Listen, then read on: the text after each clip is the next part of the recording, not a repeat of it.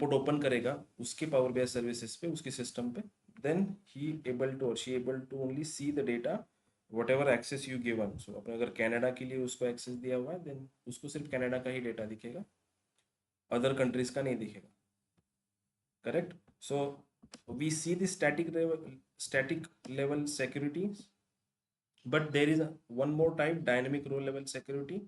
Static row level security कब काम में आता है? जब you have a limited filters apply, let's say मेरे पास 2 या 3 ही कंट्रीज है, then I can able to use static row level security. लेकिन लेट्स से मेरे पास 10 कंट्रीज है या 100 कंट्रीज है, एंड देन मुझे हर एक कंट्री के अकॉर्डिंग यूजर को एक्सेस देना रहेगा, तो मुझे उतने रोल्स क्रिएट करने पड़ेंगे, right? Again if some users, let's say किसी यूजर को मुझे 2 या 3 कंट्री का एक्सेस देना है, देन मुझे अगेन एक नया रोल बनाना पड़ेगा जिसमें 3 कंट्रीज का या 4 कंट्रीज का फिल्ट्रेशन सप्लाई होगा। उसमें और एक दिक्कत क्या है कि अगर मुझे किसी यूजर का एक्सेस निकालना है किसी कंट्री का, राइट, तो मुझे उसका एक रिकॉर्ड मेंटेन करना पड़ेगा कि जितने रोल्स मैंने बनाए हैं और कौन से यूजर को एक्सेस दिया हुआ है हमने, राइट? तो ये एक मेंटेन करना पड़ेगा शीट हमें प्रॉपर। तो इसका मेंटेनेंस कॉस्ट हाई है, राइट, कॉम्प्लिकेटेड है मेंटेन करना इसको। That's why dynamic row level security comes in a picture. तो डायनेमिक रो लेवल सिक्योरिटी में क्या होता है, हम user principal name this particular functions को यूज करते हैं। यूजर प्रिंसिपल नेम क्या काम करता है? Let's say in Power BI desktop I created this particular measure, in the measure sections we use user principal function, this function user principal name. और इस functions को अगर मैंने, इस पर्टिकुलर मेजर को अगर मैंने स्क्रीन पे ले लिया, तो यहाँ पे मुझे वो एक नाम रन करेगा, डेस्कटॉप KMPH7। ये क्या है? ये पर्टिकुलर इस मशीन का नाम है जिस मशीन पे मैंने पावर बीआई डेस्कटॉप ओपन किया है। But when I publish this report to the Power BI services, वहां पे इंस्टेड ऑफ दिस, इस नाम की जगह पे क्या आएगा? Whatever email I D is there, this email I D, जिस ईमेल आईडी से मैंने पावर बीआई सर्विसेज को लॉगिन किया है, तो मुझे इस नाम की जगह पे, डेस्कटॉप डैश समथिंग दिस नाम की जगह पे मुझे ये ईमेल आईडी दिखेगी। सो इन शॉर्ट क्या होगा कि मुझे यूजर प्रिंसिपल नेम क्या आउटपुट देगा? यूजर की इंफॉर्मेशन देगा कि कौन से यूजर ने लॉगिन किया हुआ। सो हम क्या करते हैं, हम एक एक्सटर्नल शीट बनाते हैं या एक्सटर्नल टेबल बनाते हैं जिसमें हम मेंटेन करते हैं कि लेट्स से यूजर का ईमेल आईडी होगा, then we have another column कि कौन सा एक्सेस, कौन सी कंट्री का एक्सेस उसको देना है। लेट्स से हमने एक RLS का एक टेबल क्रिएट किया था, correct, last time.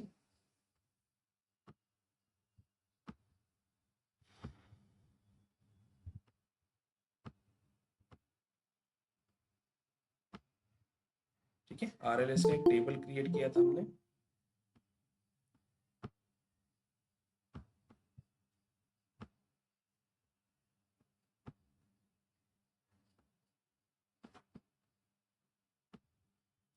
We created this RLS table.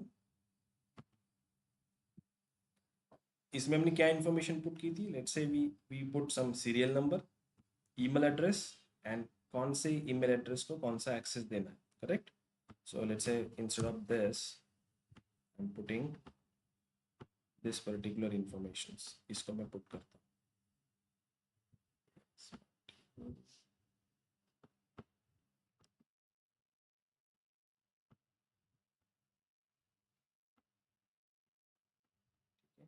I'm putting this यहाँ पे मैंने डाल दिया इसको, and say this particular user को यूनाइटेड किंगडम का एक्सेस है। ओके,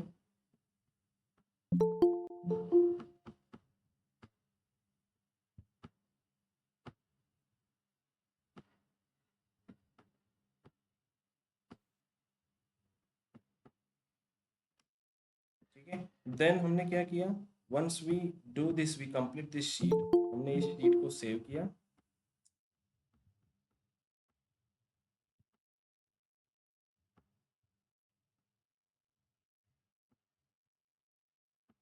हमने इस शीट को सेव किया यहाँ पे, and then we call this sheet in our model.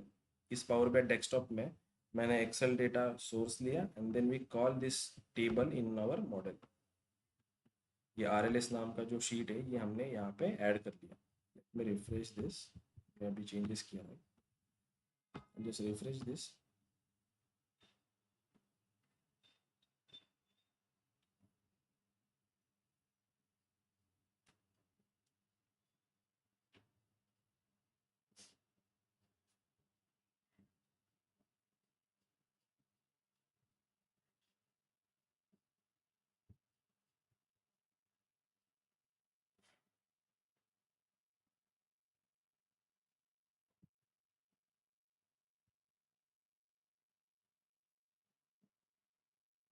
Correct.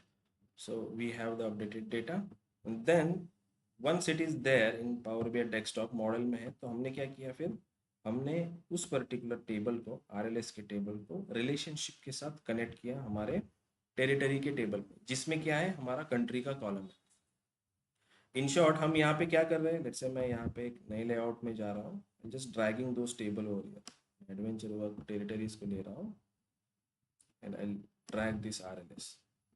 ठीक है, ये लेआउट्स में आप मल्टीपल ऐसे लेआउट्स डाल सकते हो। ये क्या होता है, बस ये आपका ऑल टेबल का लेआउट बहुत बड़ा है, आपको समझ में नहीं आ रहा है, तो आप क्या कर सकते हो, स्मॉल स्मॉल टेबल्स ड्रैग करके उनकी रिलेशनशिप चेक कर सकते हो।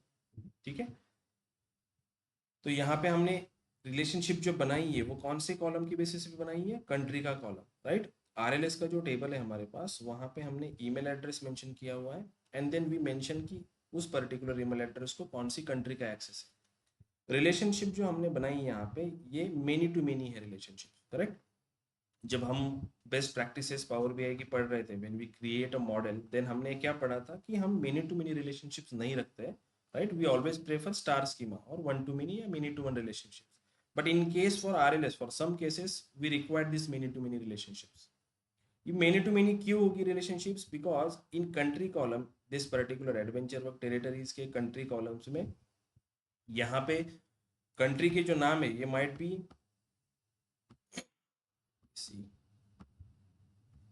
कंट्री के जो नाम है ये यहाँ पे रिपीटेशंस में है, करेक्ट, डुप्लीकेशंस में है। That's why when we create a relationships between these two tables, it occurs many to many. यहाँ पे RLS के टेबल में मेनी क्यों, बाय डिफॉल्ट अगर हमने देखा टेबल, तो टेबल में तो मुझे कोई डुप्लीकेशंस नहीं दिख रहा है RLS के टेबल में, बट इस केस में हो सकता है ना कि लेट्स से कोई और यूजर है, उसको भी मुझे कनाडा का एक्सेस देना है, सो कंट्री का जो कॉलम है उसमें आपको मल्टीपल या रिपीटेशंस कंट्री के नाम्स आ सकते हैं। अगर आपने लेट्स से सैंपल के लिए आपने यूनिक नाम ले लिए, and this relationships you created as a one to many, ये आपने अगर वन टू मेनी कर लिया, and in future let's say कोई और यूजर यहाँ पे इस RLS के टेबल में ऐड हुआ और जिसको सेम नाम, सेम कंट्री का एक्सेस दिया हुआ है, तो ये जो रिलेशनशिप्स जो है ये अलाउ नहीं करेगा, आपका रिपोर्ट जो है वो रिफ्रेश नहीं होगा। क्यों नहीं होगा, क्योंकि आपने यहाँ पे मेंशन किया हुआ है कि यहाँ पे ऑलवेज यूनिक कंट्री के नाम आएंगे। इसीलिए जब रिलेशनशिप्स मॉडल क्रिएट करते हैं अपन, तो हमें फ्यूचरिस्टिक सोचना पड़ेगा, and then we, instead of one, we create this as a many to many.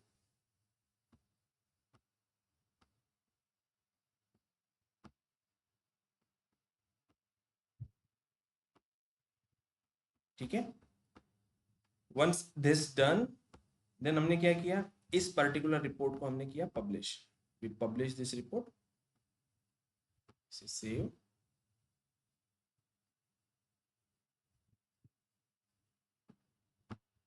In my workspace.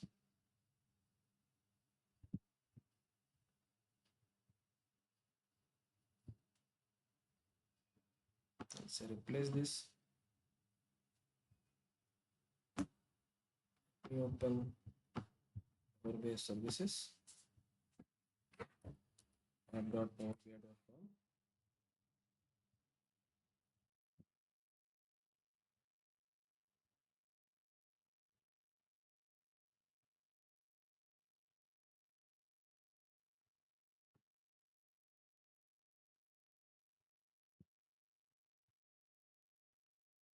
Okay, हमारा रिपोर्ट पब्लिश हो चुका है। We go to this Power BI services in workspace.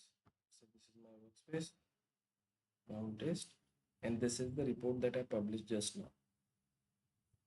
Okay.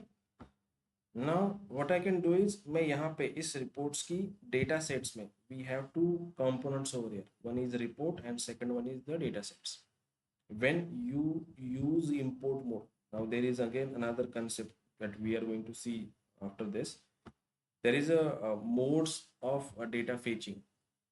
Commonly interview में भी आपको कभी कभी questions किया जाता है कि what are the different modes available in Power BI to fetch the data.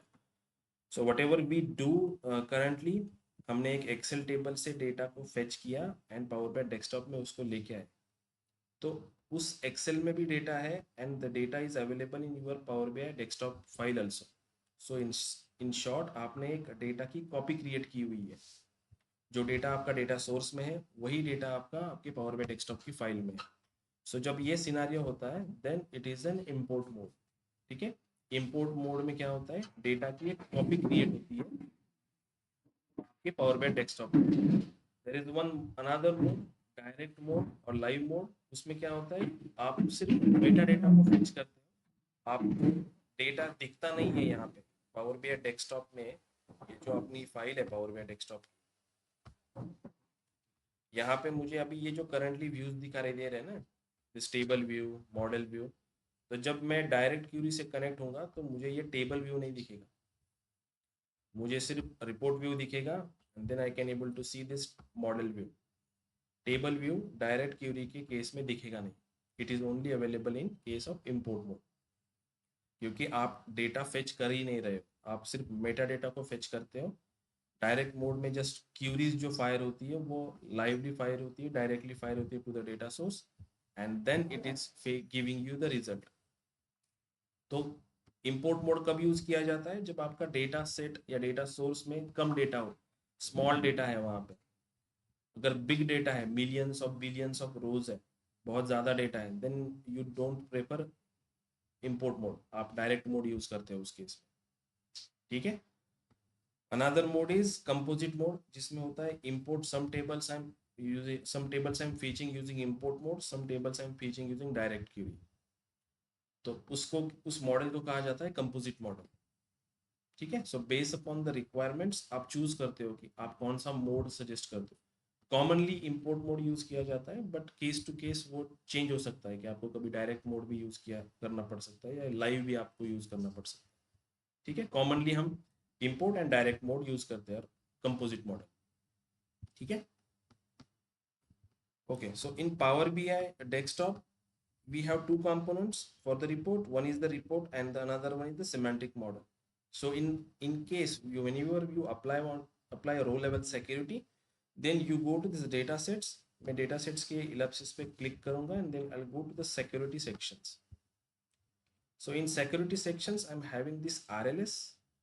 यहाँ पे मैं मुझे क्या करना पड़ेगा, मुझे उन यूजर्स को जो मेरे पास लिस्ट है ना, उन यूजर्स को यहाँ पे मुझे डालना पड़ेगा. ठीक है. सो लेट्स से मैंने यहाँ पे दिस पर्टिकुलर यूजर को डाल दिया. currently I'm not having any user. Let me put this mine itself. इसको यहाँ पे डाला.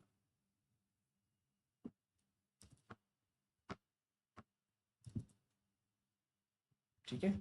ऐसे आप जब ईमेल एड्रेस डालोगे, even you type name, then also वो यहाँ पे सर्च करके आपको बताएगा कि this particular domain having how many users. अभी इस पर्टिकुलर डोमेन को लेट्स से इन लोगों ने यूज किया हुआ है, दैट्स व्हाई वे ये मुझे यहाँ पे दिखाई दे रहा है. ठीक है. तो आप यहाँ पे ऐसे उस मेंबर्स को ऐड करते हो एंड यू सेड ऐड, तो यहाँ पे वो मेंबर्स ऐड हो जाएगा and then you say save.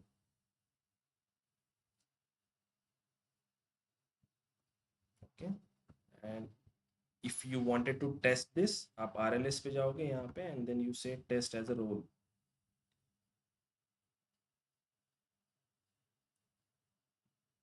C this particular page 4 के ऊपर पावर बीआई डेस्कटॉप में हमें क्या दिखाई दे रहा था, मशीन का नाम दिखाई दे रहा था, but in Power BI services this is nothing but a email address, right? So when we go to this, let's say customer detail page and we drop down this, why I am seeing this all the countries, because I am the admin. जिस particular user को मैंने access दिया हुआ है, this user is nothing but a admin user. उस user को सबका access पहले से ही है, उसी ने वर्क स्पेस क्रिएट किया हुआ है, उसी ने रिपोर्ट्स क्रिएट किया हुआ है. So that's why RLS doesn't, उस पर वो कंट्रोल नहीं कर सकता. हाँ, लेकिन वो कंट्रोल किसको करेगा? अदर यूजर्स को कंट्रोल करेगा। ठीक है।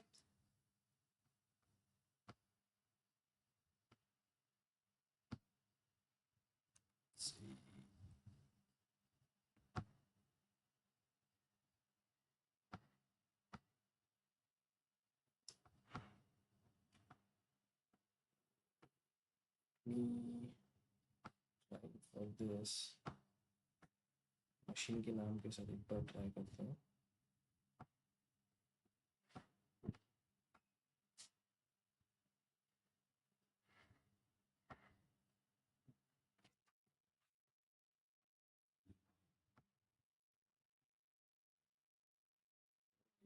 ये मशीन का नाम, बस वहाँ पे वो ईमेल एड्रेस ही एक्सेप्ट करेगी।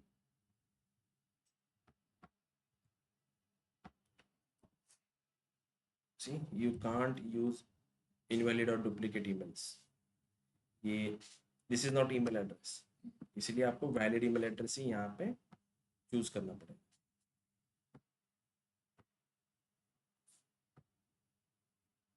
Right, so this is how this RLS works.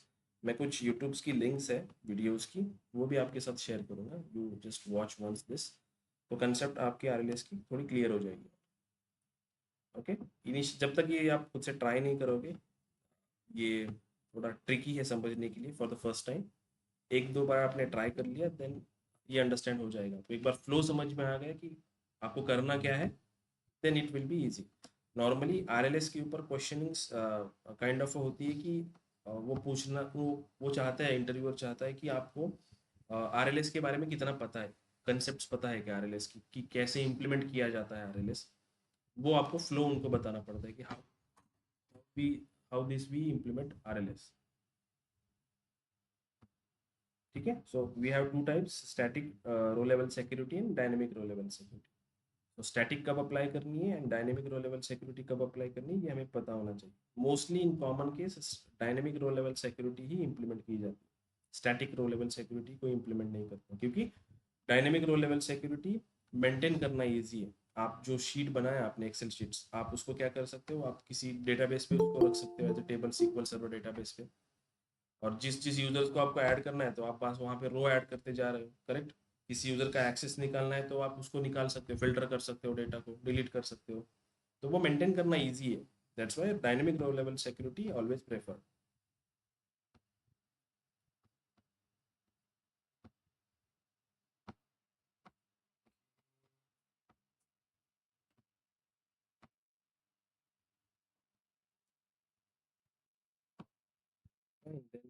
We almost cover all the topics in Power BI desktop, Power BI services, and Power Query itself. So I'm having one PDF shared by Navnath sir. So they're having some data in their databases. Azure, I think Azure database है, something कुछ है, let me see। हम उसको connect करने का try करेंगे अभी, तो ये भी पता चल जाएगा कि हम कैसे कनेक्ट करते हैं डेटाबेसेस को।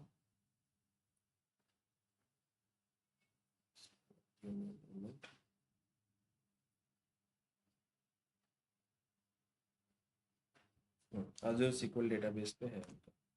ठीक है, we'll just save this file and I'll open new file। इसमें भी कर सकता हूँ, but let me open a new file। आपको जो एनालिसिस करना है, आपको इस डेटा को फेच करके एनालिसिस करना है Azure SQL डेटाबेस से। ठीक है। और केस स्टडीज वगैरह जो रहेंगी, प्रोजेक्ट्स जो आपको स्टडी पर्पस के लिए यूज़ करना है, तो वो तो मैं दे दूंगा आपको, लेकिन आपको रिपोर्ट्स जो जनरेट करनी है, वो आपको इस डेटाबेस को यूज़ करके जनरेट करनी है। ठीक है। सो वट एवर प्रोजेक्ट्स मैं आपको दूंगा, वो तो आपको करने ही है। आप आपके सेल्फ स्टडी के लिए उनको कर सकते हो, but this projects you need to complete. So on-premises data connection किस दिन? Friday sir. On-premises data set means of your personal mode पे हाँ हाँ, उसका कनेक्शन नहीं लिखा है।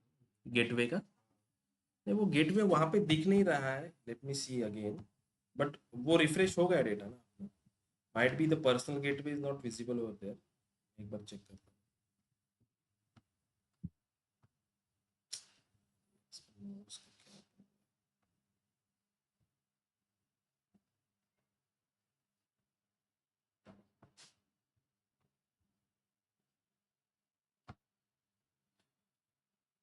Okay,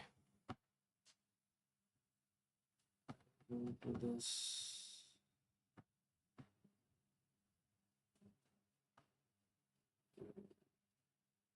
Setting, manage connections and gateways, premises data gateway, यहाँ पे कोई फिल्टर होगा on. You see, this is my personal. जो स्टेटस उस पर मैं क्लिक करूंगा then it will be seen online. मेरा सिस्टम अभी चालू है. You see, this is the online. यहाँ पे ऊपर फिल्ट्रेशंस में वो स्टैंडर्ड गेटवे जो होते हैं पर्सनल के वो उनको शो करता है बाय डिफॉल्ट. ऑल किया तो दोनों शो करेगा. This is the personal one, this is the standard. Okay,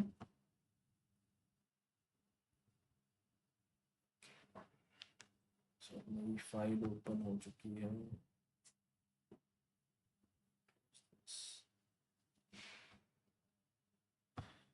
thanks report. इसके पहले मुझे शायद कोई लगता है कि कोई कनेक्टर इंस्टॉल करना पड़ता है. सी आप गेट डेटा पे जाएंगे, मोर पे we search for Azure. This is the Azure SQL database जिसको हमें कनेक्ट करना है. I'll select this and say connect.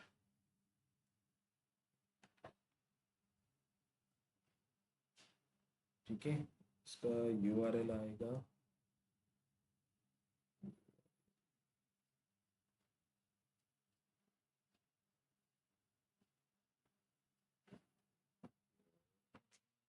name और URL.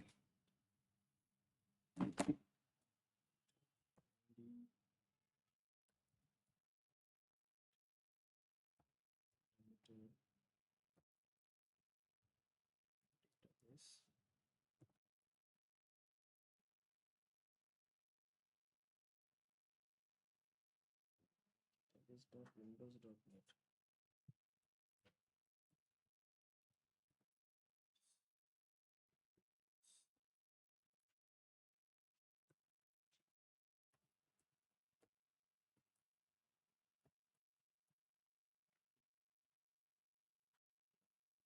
नहीं है.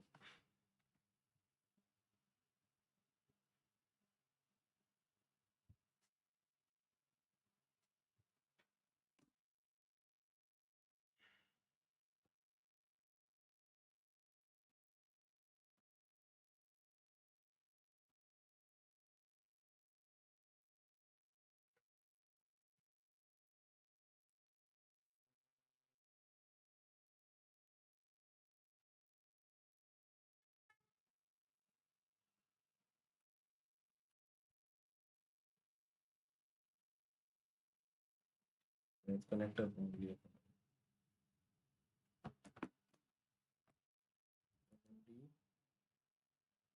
private limited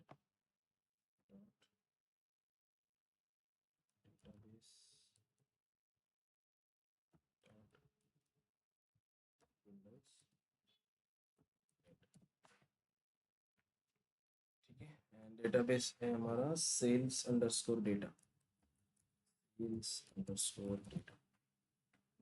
You see this connectivity mode, import mode and direct mode जो हमने discuss किया कि इंपोर्ट मोड में क्या होता है, जब आप इस डेटाबेस को कनेक्ट करोगे वाया इंपोर्ट मोड तो वहां से जब आप टेबल फेच करके लाओगे यहाँ पे तो यहाँ पे भी एक कॉपी रहेगा आपके डेस्कटॉप में और एक कॉपी डेटाबेस में भी रहेगा. सो आप कॉपी कर रहे हो, कॉपी क्रिएट कर रहे हो डेटाबेसेस की डेटा की. That's what is import mode. Direct mode में आप सिर्फ मेटा डेटा को फेच कर रहे हो. मेटा डेटा मतलब बस डेटा टाइप, कॉलम के नाम, बस उतना ही. उसके अंडरलाइन डेटा नहीं आता. ठीक है, एंड से ओके. ठीक है, again I want to authenticate this based upon my database. तो डेटाबेस का यूजर नेम पासवर्ड मुझे पुट करना पड़ेगा. Name is root admin.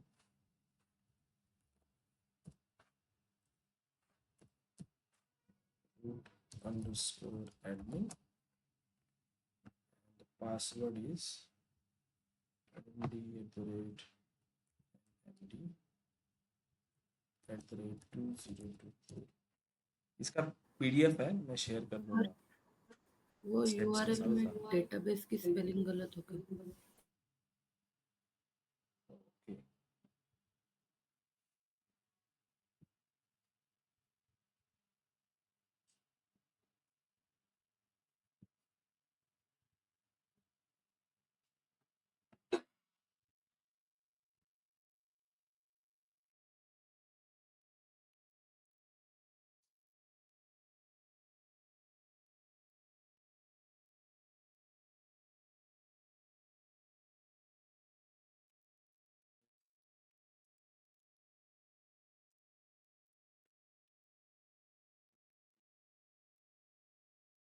password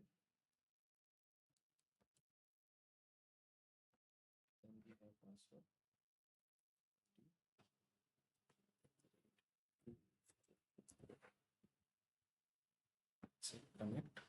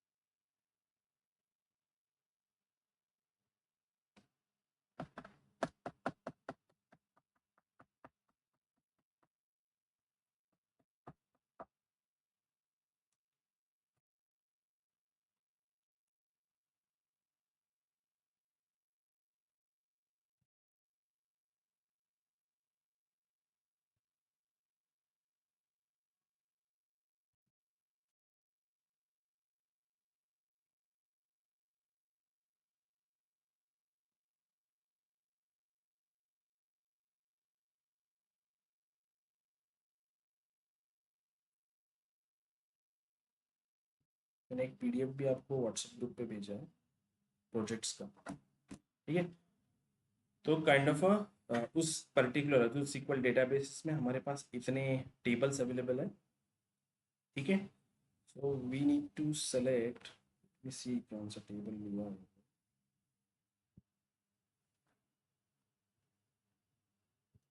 NMD sales data, this one, ये टेबल, इसको मैं सेलेक्ट करूंगा, then it will be showing me preview, ठीक है। तो ये सेल्स का डेटा है NMD का। You need to select the table and say load.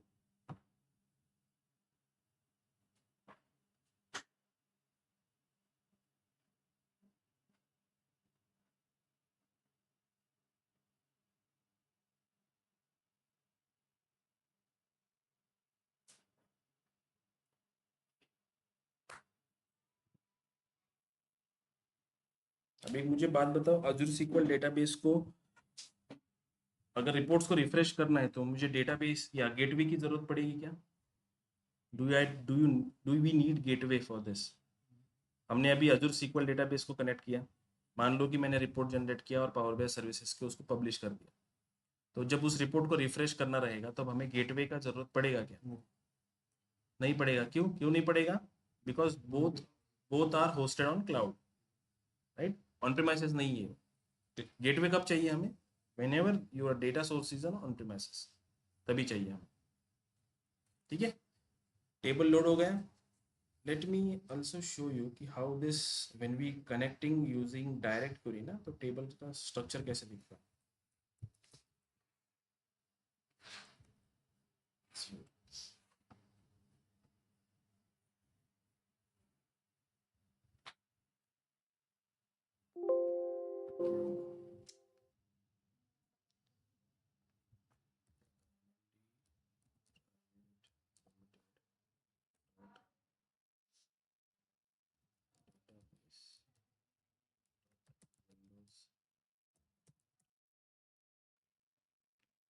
यहाँ पे मैं क्या कर रहा हूँ, डायरेक्ट क्वेरी को सेलेक्ट कर इस टाइम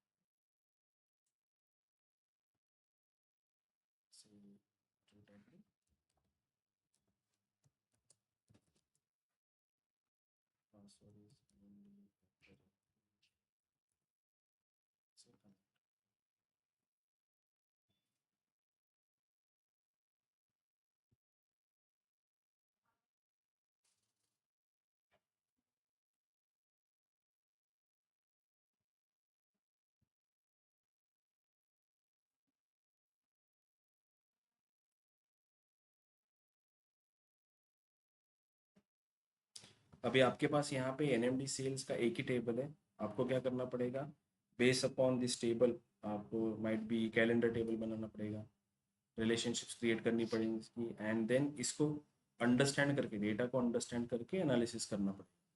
ठीक है, यहाँ पे आपको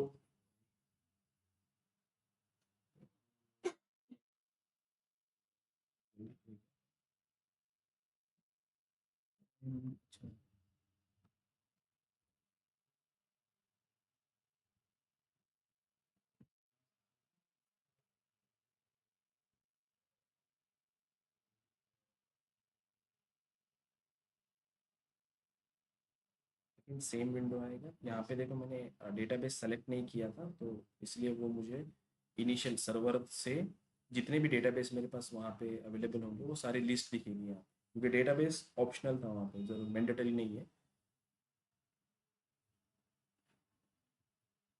let's say again I'm selecting same table and this time I'll say no। ठीक है, ये एनएमडी सेल्स सेकंड वाला जो टेबल है, फर्स्ट वाला जो टेबल है ये हमने डायरेक्ट क्यूरी से नहीं, ये नॉर्मल इंपोर्ट मोड से लिया है, सेकंड वाला डायरेक्ट क्यूरी से लिया है। If I go to the table view, ये फर्स्ट वाले का डेटा दिख रहा है। If I go to the second one, you see this table can not be shown because it is not import mode. तो जब भी आप टेबल्स डायरेक्ट मोड से फेच करते हो, उनका अंडरलाइन डेटा आपको नहीं दिखेगा। अभी this particular model contain one table as a import mode, second one is as direct mode, तो इसको हम क्या कहेंगे, कंपोजिट मॉडल। ठीक है, अभी फिलहाल आपको टेबल्स के ऑप्शन यहाँ पे दिख रहा है, क्यों दिख रहा है, क्योंकि this model contain some tables which is having import mode, that's why this table option is visible। if your model contain all the tables which is kind of a direct mode, then ये options आपको visible नहीं होगा। If I go to the model view, यहाँ पे देखो whatever the tables direct mode से आते हैं, इनको ये ब्लू लाइन आती है ऐसे डिस्टिंग्विश करने के लिए, this table is from import, this is from direct. Correct. Storage mode क्या दिख रहा है यहाँ पे, मिक्स, नीचे देखो यहाँ पे आ रहा है स्टोरेज मोड मिक्स, मिक्स मतलब composite one, import plus direct.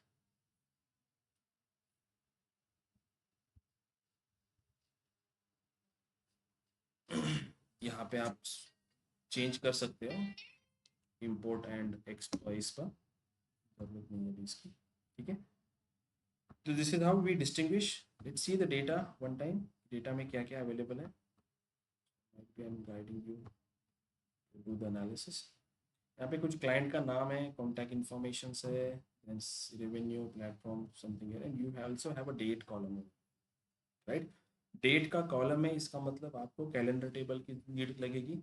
आप कैलेंडर टेबल्स क्रिएट करोगे using DAX and then connect this particular column for the relationships. Okay, one more time आप और क्या कर सकते हो यहाँ पे, से we have only one state, we have multiple cities। Time find, बाकी डायमेंशंस निकालने की ज़रूरत नहीं है इतनी, you have the platform, right.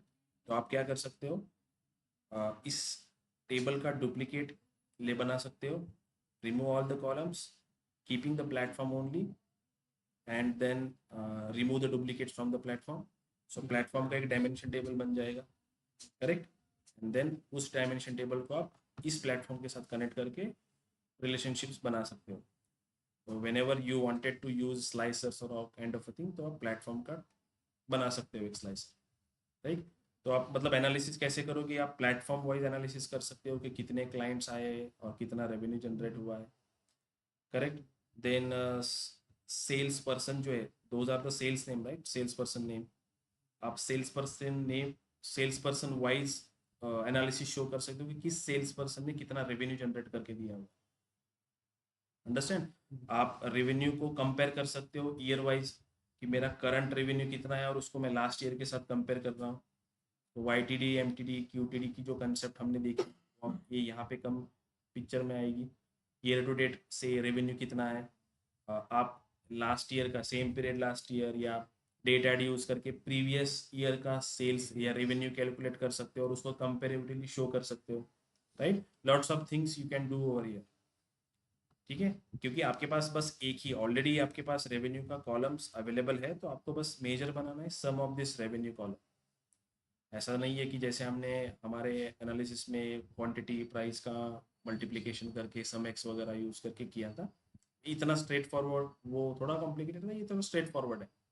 Measures आपको वैसे उस हिसाब से बनाने पड़ेंगे, ठीक है। वेनेवर आप मेजर्स क्रिएट करोगे, मेजर्स के लिए सेपरेट सेक्शंस होना जरूरी है, ओके।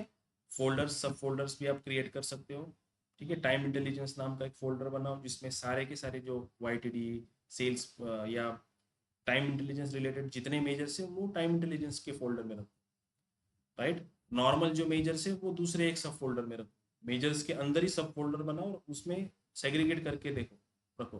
क्योंकि ये ज़रूरी है, देखो एनालिसिस करने के लिए कोई भी एनालिसिस कर सकता है, लेकिन कितने नीट एंड क्लियर तरीके से आप डेटा को सेग्रीगेट करके रखते हो वो भी मैटर करता है, राइट।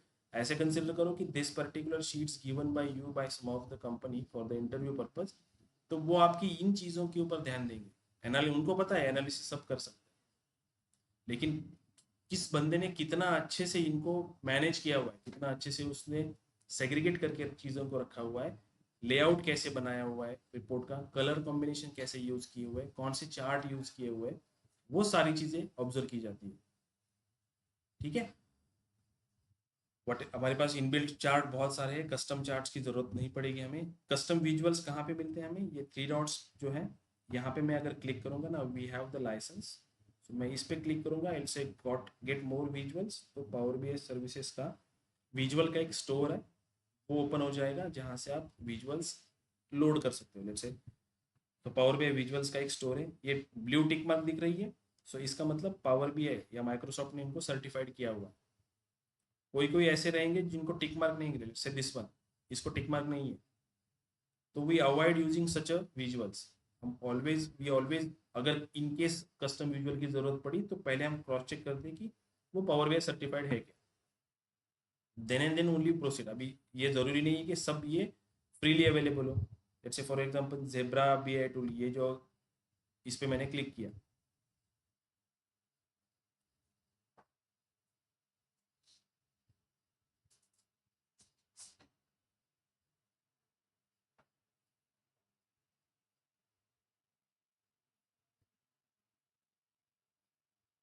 ठीक है।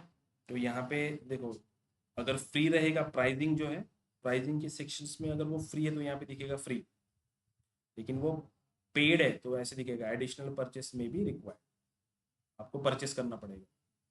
तो उस पर्टिकुलर विजुअल्स की जो वट एवर कैपेबिलिटीज़ है वो यहाँ पे मेंशन रहेगी, आप उसका डाउनलोड सैंपल कर सकते हो। लेट्स से मुझे ये विजुअल्स चाहिए, let's say instead of paid one, जैसे ठीक है मैं इसको ऐड करता हूँ, when I click on this add, वो वो विंडो क्लोज हो जाएगा और यहाँ पे नीचे एक सेक्शन बन जाएगा जहाँ पे वो विजुअल्स ऐड हो जाएगा। सही, अभी यहाँ पे दिख रहा है इम्पोर्ट सक्सेसफुली, ओके। तो यहाँ पे नीचे what ever the custom visuals you have वो यहाँ पे ऐड होते जाएंगे। अगर आपको उसको यूज़ करना है तो आप उस पर क्लिक कर सकते हो। सेम वे से जैसे बाकी के विजुअल्स हमारे इंटरेक्ट करते हैं, वैसे आपको यहाँ पे क्या करना पड़ेगा, वैल्यूज पुट करनी पड़ेगी एंड इसको एक्सप्लोर करना पड़ेगा कि इसमें क्या है। जेब्रा बी आई टेबल्स करके जो विजुअल है उसमें कुछ एक्स्ट्रा रहेगा, that's why it is a custom visual. जो आपको आपके इनबिल्ट टेबल विजुअल्स में फंक्शनलिटी नहीं मिलती वो यहाँ पे मिल सकती है, कोई एक्स्ट्रा ऑप्शंस आपको अवेलेबल होंगे, ठीक है। So that is how you can use custom visuals in power BI desktop, okay. कभी कभी कस्टम विजुअल्स के नाम भी पूछेंगे आपको, तो आप कॉमनली बोल सकते हो कि सिनेप्टिक पैनल एक कस्टम विजुअल्स है, देन सर्च टेक्स्ट स्लाइसर करके एक विजुअल है, आप ऐसे दो तीन नाम बोल सकते हो कि वो हमने यूज किए हुए हैं, ठीक है, ओके। ये एनएमडी सेल्स डेटा को कैसे कनेक्ट करना है ये समझ में आया। I am also sharing this PDF with you all.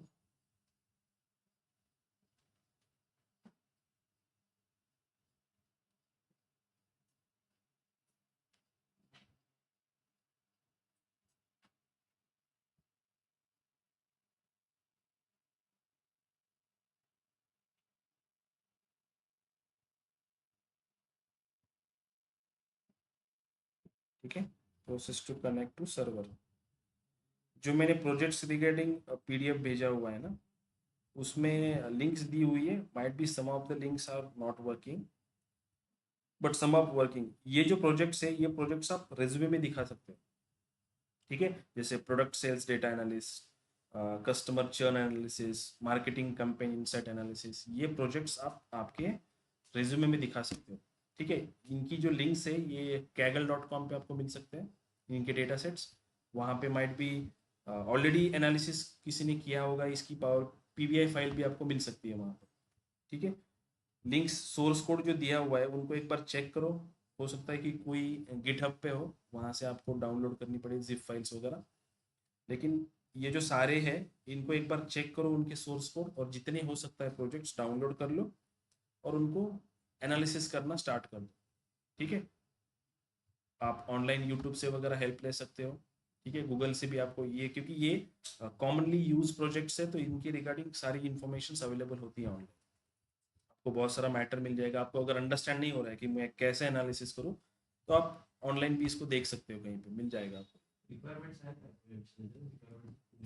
Requirement mostly नहीं है, ये डायरेक्टली डेटा सेट्स अवेलेबल होगा and then you need to analyze your by your own. जैसे कि ये एनएमडी सेल्स डेटा का, इसका कोई रिक्वायरमेंट नहीं है, आपको ये खुद एनालाइज अंडरस्टैंड करके एनालाइज करना है। बट जब आप डेटा को देखते हो, अंडरस्टैंड करना स्टार्ट करते हो, तब आपको वो एनालिसिस होने लगता है कि हम इससे क्या कर सकते हैं, क्या शो कर सकते हैं, ठीक है। मेरे पास एक केस स्टडी है, मैं लेट मी शो यू। जर आपण डेटा डाउनलोड केला असेल गिटहब पे मिल जाएगा आपको, बट कैसे होता है, जैसे कि for example go to the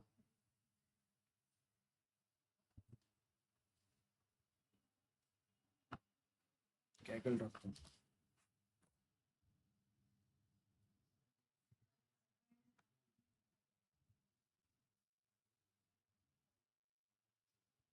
ठीक है। यहाँ पे आप ऐसे साइन इन वगैरह कर सकते हो।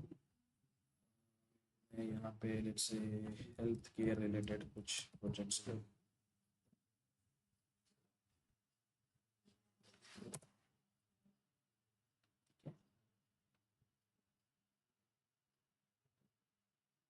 कहीं पे तो भी ऑप्शंस होता है for the data set selection. Data section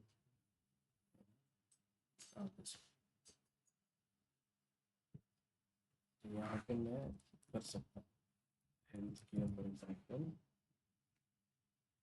ji health care data set, health care insurance, तो ये CSV फाइल्स आपको यहाँ से मिल जाएगी, डेटा सेट्स। एक बार डेटा आपको मिल गया तो आप एनालिसिस कर सकते हो। Basically Kaggle is for the data sets, आपको डेटा बनाने की ज़रूरत नहीं पड़ेगी, आपको ऑलरेडी प्रॉपर बनाया हुआ डेटा मिल सकता है यहाँ पे, तो इनको यूज़ करके आप एनालिसिस कर सकते हो, ठीक है। सिंपली सेल्स भी डाला तो सेल्स रिलेटेड डेटा सेट्स भी यहाँ पे आ जाएंगे, super store. This is the one that I am going to show you, but अभी मेरे पास वो उसकी बिजनेस रिक्वायरमेंट शीट नहीं है, लैपटॉप में ही वो लास्ट जो चेंज हुआ ना उसमें वो चला गया डेटा। इसका बिजनेस रिक्वायरमेंट शीट था, मैंने क्रिएट किया था। मैं कल या परसों में देखता हूँ मेरे दूसरे सिस्टम में, अगर मुझे मिला तो I share it on WhatsApp. अभी के लिए अपन इसको भी आप एक बार देख लेंगे, whatever the case study I'm having, it is case study, ठीक है। This is the business case sales analysis.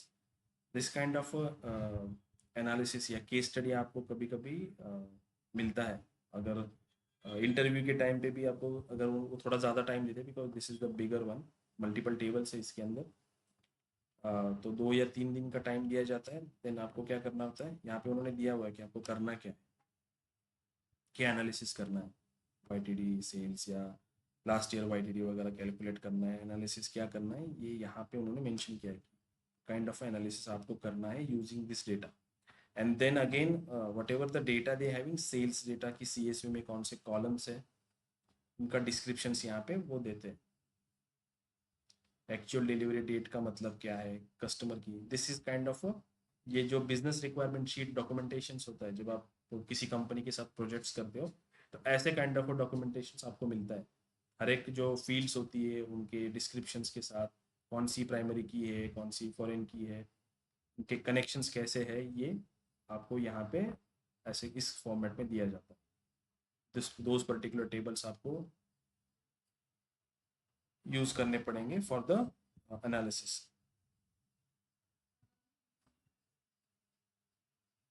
ठीक है, अगर मैंने इसकी फाइल्स देखी, this is the data source, इसमें इतने सारे मेरे पास टेबल्स है। ओपन दिस केस स्टडी,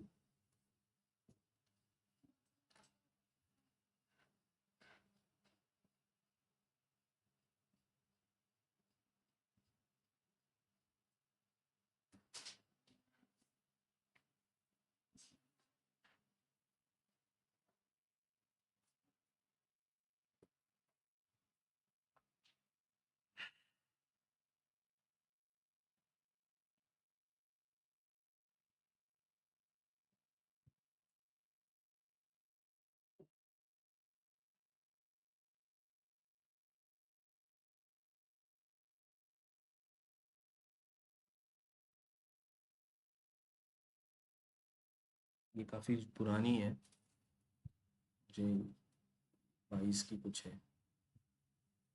इसमें क्या है,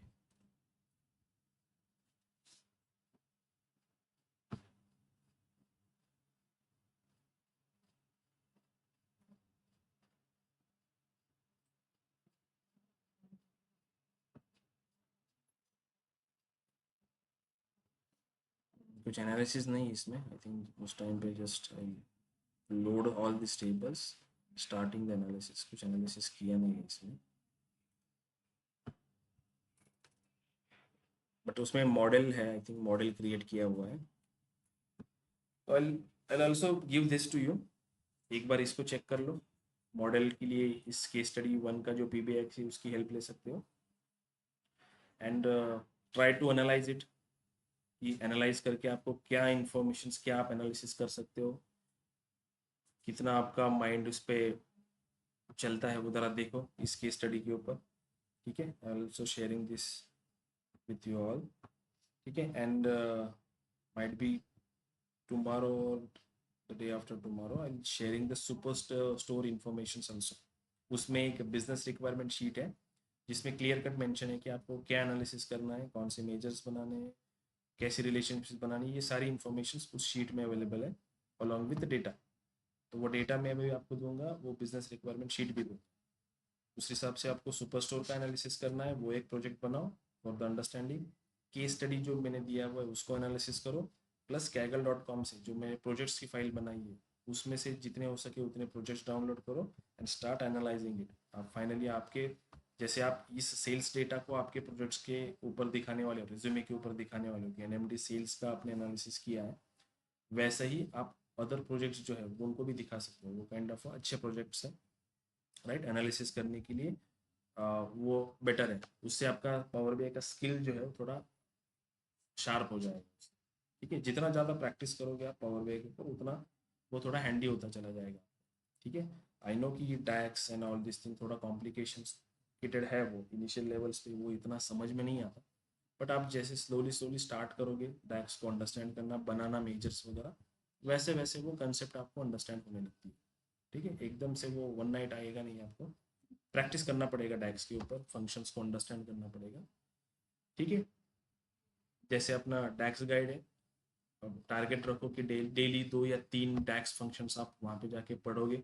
एटलीस्ट एक बार आपने पढ़ लिया डैक्स को, अंडरस्टैंड कर लिया फंक्शंस को, तो आपके माइंड में वो सबकॉन्शियस माइंड में कहीं पे रहता है कि दिस पर्टिकुलर सिनारियो के लिए यूज़ करने के लिए, या अगर आप किसी प्रॉब्लम में अटकते हो और आपको वो सोल्यूशन नहीं मिलता है कि ये मैं कौन से फंक्शंस को यूज़ करके बना सकता हूँ, तो अगर आपने वो काइंड ऑफ अ डैक्स कहीं पे पढ़ा हुआ है तो आपको क्लिक होता है कि मैंने इसके रिलेटेड कहीं तो भी पढ़ा था, तो आप गूगल पे या कहीं पे सर्च करके सॉल्यूशंस को निकाल सकते हो, राइट। अभी तो चैट जीपीटी भी है, एआई है, तो काइंड ऑफ इजी है चीज़ें, करेक्ट। आप आपका डायरेक्टली एक्सप्लेनेशन करके डैक्स को लिख सकते हो वहाँ, वो आपको आउटपुट दे सकते हैं। बट उसको फाइनलाइज करने के लिए वो जो आउटपुट हमें एआई से, चैट जीपीटी से जो मिला है, उसको हमें एनालाइज भी तो करना पड़ता है कि वो करेक्ट है या रॉन्ग है। Might be always chat GPT जो देता है वो करेक्ट तो होता नहीं है ऑलवेज। ठीक है, फाइन देन। किसी टॉपिक के रिगार्डिंग कुछ क्वेश्चंस है? हमने जो टॉपिक्स पढ़े, किसी पर्टिकुलर टॉपिक के रिगार्डिंग कि ये समझा नहीं था, इसको दोबारा लेने की ज़रूरत है, ऐसा कुछ कोई क्वेश्चंस दिमाग में? आपकी बैच का क्या क्या हुआ है? एक्सेल हुआ है ना? एक्सेल, सिक्वल, सिक्वल नहीं हुआ? काही लोकांचं SQL, एक्सेल, पॉवर BI झालंय, काहींचं एक्सेल, पॉवर BI झालंय, काहींचं फक्त पॉवर BI. ओके, मिक्स है क्या सब? ठीक है।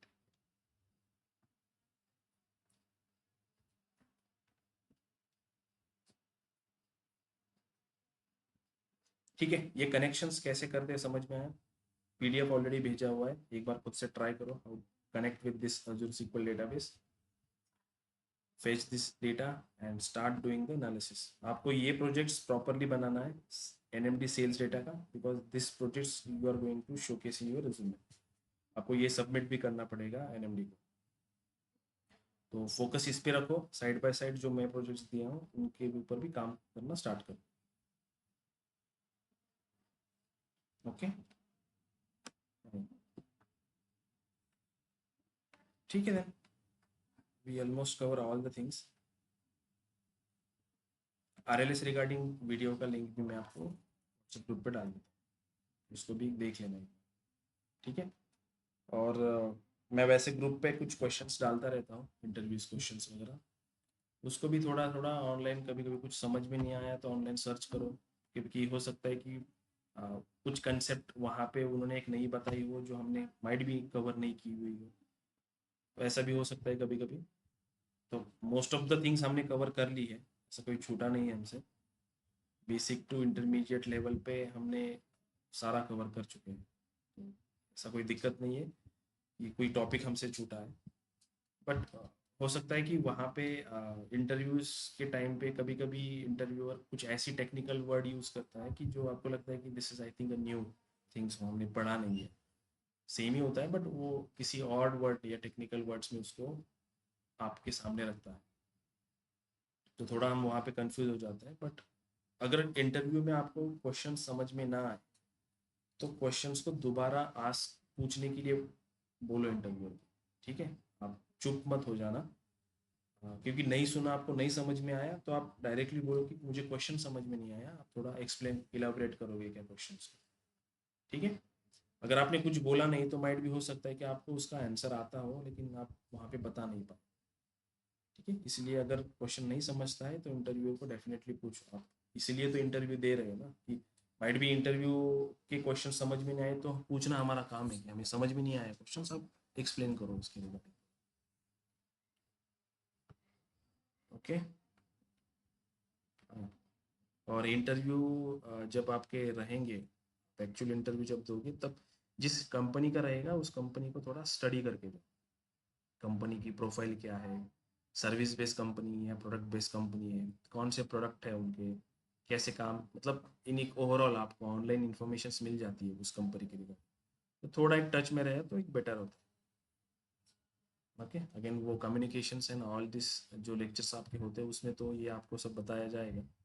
ठीक है, बट एक कॉमन क्वेश्चन इंटरव्यूअर पूछता है ना कि कुछ फीडबैक्स वगैरह है क्या, आपके कोई क्वेश्चंस है क्या, तो क्वेश्चंस में आप क्या पूछ सकते हो उसको, आप ये पूछ सकते हो कि वट एवर दे ऑफरिंग, जो जॉब रोल है ना उस जॉब रोल के रिगार्डिंग आप रिस्पॉन्सिबिलिटीज के रिगार्डिंग पूछ सकते हो। वहाँ पे आपको चुप नहीं रहना है, आपने अगर आप चुप रहे तो इसका एक इम्पैक्ट होता है कि आप मतलब इसको क्लोज करना चाहते हो जल्दी से जल्दी, या आपको कुछ इतना आइडिया नहीं है, ऐसा मतलब एक इम्पैक्ट जाता है उसका।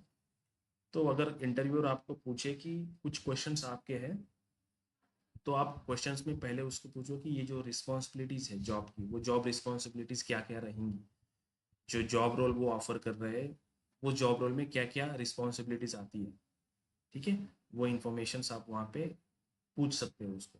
सेकेंडली आप पूछ सकते हो कि growth point of view, learning new things, learning point of view company कैसे हमें सपोर्ट करती है। आपको माइट भी वो उडीमी के लाइसेंस प्रोवाइड कर सकती है, या इंटरनल उनके ट्रेनिंग के प्रोग्राम्स रहते हैं, तो आप उसके रिगार्डिंग पूछ सकते हो कि ठीक है पावर भी आपको आता है, लेकिन न्यू चीज़ें लर्न करने के लिए कंपनी का रोड मैप कैसा है किसी पर्टिकुलर एम्प्लॉय के लिए। तो ये इससे क्या होता है कि इम्पैक्ट बढ़ता है कि आपको एक फ्यूचरिस्टिक आपकी सोच है, ठीक है, आप चुप नहीं रहते हो, आप कॉन्वर्सेशंस करना जानते हो, ठीक है। तो ये कॉमनली क्वेश्चन है, एटलीस्ट 2 क्वेश्चन भी पूछ लिया तो भी इनफ, ठीक है।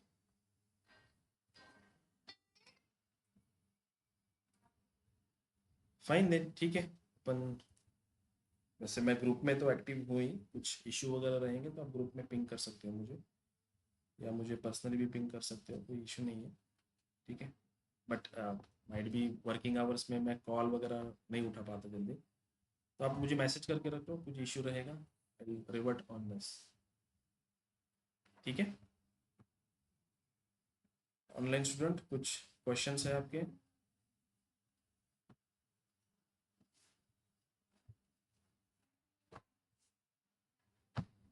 कैप्चर द अटेंडेंस, कुछ क्वेश्चंस हैं?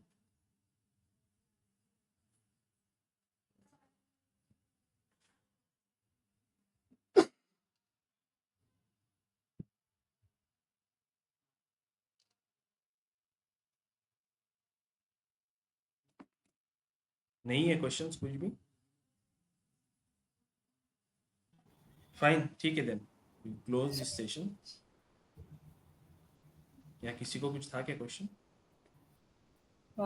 हाँ सर, प्रियंका। बोलो। या प्रियंका बोलो। सर, जैसे हम अज्योर एसक्यूएल डेटाबेस को कनेक्ट किया, तो डिफरेंट डेटाबेस को कनेक्ट, ये भी सेम वही, सपोज एसक्यूएल सर्वर 2018 को कनेक्ट करना है तो सेम प्रोसेस करेंगे क्या? हाँ, मोस्टली जो डेटाबेसेस होते हैं ना, डेटाबेसेस का कनेक्शन प्रोसेस सेम ही होता है। जैसे अभी हमने अजूर सीक्वल डेटाबेसेस को कनेक्ट किया, मैं अगर सीक्वल सर्वर डेटाबेसेस को भी कनेक्ट करता हूँ तो मुझे सेम ही ऑप्शंस दिखाई देगा, सी server and database.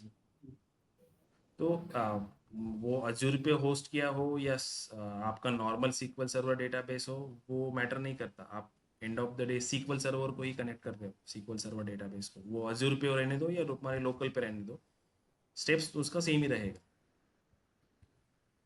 Okay sir. ठीक है।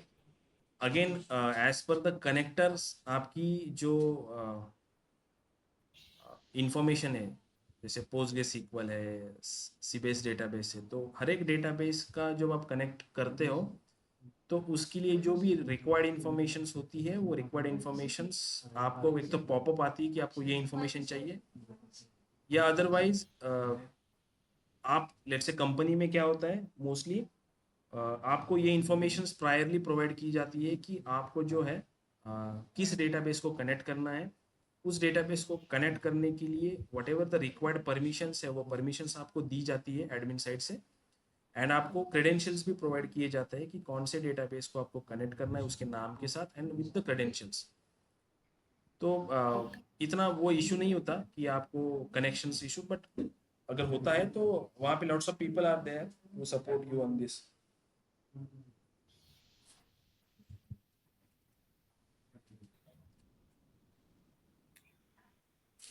और किसी को कुछ क्वेश्चन है?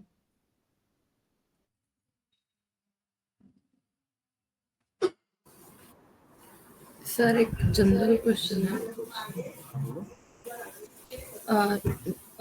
जब भी हम ज्वाइन करते हैं कोई कंपनी, तो ये एनालिसिस जो भी है वो हमें अपने खुद से करना पड़ता है, या ऐसे रिक्वायरमेंट शीट आपने जो दिखाई वो एवरी टाइम प्रोवाइड नहीं, की? सी कैसे होता है कि अ, अभी वो टोटली डिपेंड करता है कि आपकी कंपनी किस रेंज में आती है। अगर आपकी कंपनी स्मॉल स्केल या मिड स्केल लेवल की है, तो ये कंपनियां क्या होती है, ये प्रोजेक्ट्स लेती है किसी और कंपनी से, मतलब किसी कंपनी के लिए वो रिपोर्ट्स बनाती है। तो ये प्री डिफाइंड स्ट्रक्चर होता है कि लेट्स से उनको उस कंपनी को पावर बीआई के कितने पेजेस या कितने रिपोर्ट्स बनाने हैं, क्या एनालिसिस करना है, ये सारी चीज़ें आप डिस्कशन के थ्रू प्री डिफाइन पहले कर लेते हो कि हम आपको लेट्स से पावर बीआई के 3 पेजेस बना के देंगे, 3 पेजेस के अंदर दिस ये चार्ट रहेंगे, इसमें ये एनालिसिस होगा। ये सारा डिस्कशन के थ्रू आपका और कस्टमर का क्योंकि कस्टमर की जो रिक्वायरमेंट है उसके हिसाब से आप क्या करते हो, पहले एक पीयूसी या डेमो क्रिएट करते हो कि this is the demo that we created based upon your requirement, and उस डेमो के हिसाब से आप चीज़ों को प्री डिफाइन कर देते हो कि आपको इतना ही मिलेगा, और उसके हिसाब से क्योंकि कॉस्टिंग होती है उसमें इन्वॉल्व, आपके कितने आवर्स उसमें जाने वाले हैं उस पर्टिकुलर चीज़ को बनाने के लिए, तो उस सबको कंसिडरेशंस में लेते हुए आपको उतना टाइम दिया जाता है एंड उसका उतना कॉस्ट होता है। आप उससे ज़्यादा कंपनी को देते नहीं हो, उससे कम देते नहीं हो, उतना ही देते हो जिसका जितना आपको बोला गया है उतना। सो ऐसे खुद से आप एनालिसिस करने का जो पीरियड है वो रेयरली होता है, वो वैसा कभी होता नहीं है। अगर वैसे प्रोजेक्ट्स हो तो वो एंड ही नहीं होंगे, राइट। आप खुद से एक एनालिसिस करोगे, उसके ऊपर कस्टमर एक बोलेगा कि नहीं हमें ये एनालिसिस नहीं चाहिए, हमें ये करके दो, फिर आप अगेन उस पर वो काम करोगे, तो इससे क्या होता है, एक लूप बन जाता है, वो कभी ख़त्म ही नहीं होता। कस्टमर की जो रिक्वायरमेंट होती है वो कभी ख़त्म नहीं होती। एक रिक्वायरमेंट वो सेटिस्फाइड होती है तो दूसरी रिक्वायरमेंट वो, क्योंकि कस्टमर कैसे होता है कि वो ऑनलाइन चीज़ें देखता रहता है, उसने एक एनालिसिस कर लिया लेकिन उसको ऐसे लगा कि नहीं मैंने ऑनलाइन तो दूसरा एक एनालिसिस था वो भी इससे अच्छा है, तो वो फिर आपको वो करने के लिए बोलेगा, राइट। तो आप जब चीज़ों को प्री डिफाइन कर देते हो, आपकी कंपनी चीज़ों को प्री डिफाइन करनी थी कि ये एनालिसिस होगा और इतना ही होगा, अगर कस्टमर उससे ज़्यादा मांगता है then there is a separate process, उसको चेंज रिक्वेस्ट कहा जाता है मोस्टली।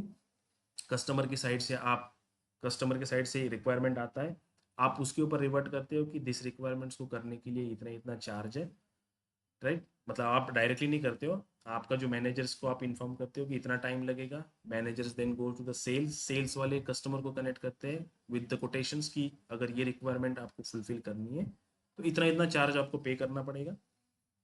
देन अगर पे करते हैं तो फाइन, नहीं करते तो आप नहीं करते, ठीक है, काइंड ऑफ। लेकिन खुद से एनालिसिस करने का जो सिनारियो होता है वो एकदम लो होता है। ये खुद से एनालिसिस करने का सिनारियो मैंने मेरी प्रीवियस कंपनी में एक बार किया था। वो प्रोजेक्ट कम से कम 1 साल चला, ठीक है। तो मतलब वो लूपिंग होता है, तो हमने लास्ट टाइम मतलब लास्टली इस कंडीशन पे आ गए कि हमें वो क्लोज ही करना था। अभी ज़्यादा टाइम हम कस्टमर को इतना दे नहीं सकते थे क्योंकि already we burn lots of unnecessary hours on this, तो हमने वो फिर उसको लॉजिकली क्लोज कर दिया फिर।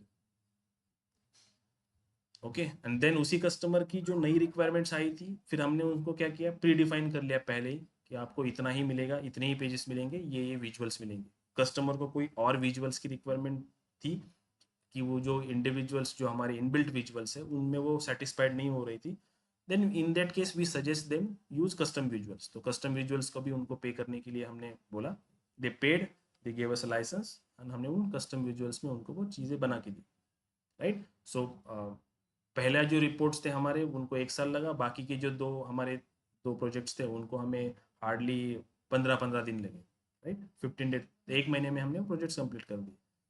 तो ऐसे होता है, चीज़ें प्री डिफाइंड जब होती है तो आपको काम करने के लिए ईजी होता है, आप क्लियर होते हो कि आपको करना क्या है। जब माइंड में यही पता ना हो कि हम करना क्या है तो फिर वो होता ही नहीं काम, करेक्ट। तो मोस्टली ऐसा ही होता है, प्री डिफाइंड स्ट्रक्चर होता है, पहले से आपको एक शीट रिक्वायरमेंट शीट दिया जाता है, उसमें सब चीज़ें मेंशन होती है, क्या एनालिसिस करना है, कौन से चार्ट्स यूज करने हैं। हाँ, समटाइम्स कस्टमर ये बोल सकता है, वो सिर्फ एनालिसिस बोल सकता है कि हमें कंपैरिजन करना है करंट सेल का प्रीवियस ईयर सेल के साथ, देन माइट भी आपको वो फिजिबिलिटी दी जाती है कि आप कोई भी चार्ट यूज करो, best chart to showcase this. तो चार्ट सिलेक्शंस माइट भी हमें कई बार करना पड़ता है, बट कभी कभी कई केसेस में वो भी आपको दिया जाता है कि हमें बार चार्ट ही चाहिए, हमें लाइन चार्ट ही चाहिए, हमें पाई चार्ट ही चाहिए, डोनट चार्ट चाहिए, काइंड ऑफ एनालिसिस आपको पहले से प्री डिफाइंड स्ट्रक्चर में दिया जाता है। कोई कस्टमर्स वो स्ट्रक्चर्स हमें पीपीटी के थ्रू भेजता है कि पावर पॉइंट प्रेजेंटेशन के थ्रू कि ये एनालिसिस हमें करना है, वो कहीं से स्क्रीनशॉट्स कैप्चर वगैरह करके आपको प्रेजेंटेशंस बना के देते हैं, then you follow this presentations for the development, ऐसे, ठीक है। So, sir, being an analyst, it's your responsibility to gather all the requirements and define it. Again ये कंपनी टू कंपनी मैटर करता है। बड़ी कंपनीज जो होती है एमएनसीज वगैरह, वहाँ पे रिक्वायरमेंट गैदरिंग करने के लिए बिजनेस एनालिस्ट अलग से होते हैं जो कस्टमर के साथ कनेक्ट होते हैं। They gathered the requirement, they hand over to your manager and then manager वो इंफॉर्मेशन आपको पास करता है। आप अगेन उस पर काम कर पे जो डेमो या जो भी वट एवर रिपोर्ट्स आप जनरेट करते हो वो आप मैनेजर को शो करते हो and then manager will show this with help of business analyst to the customer. तो उस केस में आप डायरेक्टली कनेक्ट नहीं होते हो कस्टमर के साथ, आप बैकएंड में ही रहते हो। लेकिन छोटी कंपनियां क्या होती है कि उनको उनमें कोई बीच में नहीं रहता, आप डायरेक्टली कनेक्ट करते हो कस्टमर के साथ and you getting the information कि उनको क्या चाहिए। सो डिपेंड करता है company to company, might be as a business analyst, as a data analyst आपको वो क्लाइंट के साथ कनेक्ट करके रिक्वायरमेंट लेनी पड़ सकती है, या वो रिक्वायरमेंट कोई थर्ड पर्सन आपकी कंपनी का जो क्लाइंट के साथ कनेक्ट करेगा वो गैदर करेगा information and submit to you. आपको कुछ क्वेश्चंस रहेंगे तो आप उस पर्सन को कनेक्ट करोगे, ना कि क्लाइंट को। Okay sir.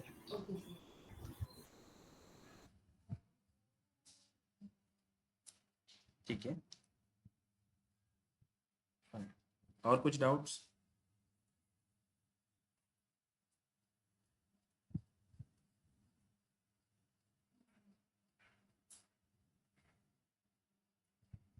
Fine, then we can close this call.